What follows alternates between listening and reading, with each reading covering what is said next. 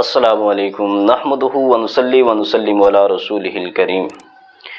میاں بیوی میں طلاق ہو جائے تو بچے چھوٹے ہوں تو بچوں کی پرورش کا زیادہ حق کس کو حاصل ہے؟ یہ مسئلہ اکثر ہم نے عدالتوں میں لوگوں کو دیکھا ہے کہ بچوں کی وجہ سے کیسز چل رہے ہیں، تو ہماری شریعت اس کے بارے میں ہماری کیا رہنمائی کرتی ہے، آئیے حدیث دیکھتے ہیں۔ سنن ابی داود میں حدیث ہے، حدیث نمبر 2276 ہے۔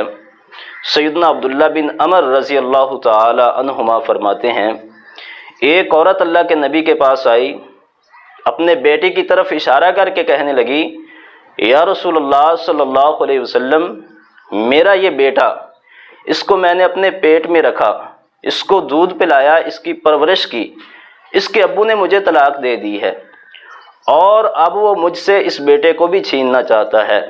تو رسول اللہ صلی اللہ علیہ وسلم نے اس عورت سے فرمایا، انت احق بہ ما لم تنکحی، کہ جب تک تو آگے نکاح نہ کرے تیرا زیادہ حق ہے کہ تو اس کی پرورش کرے۔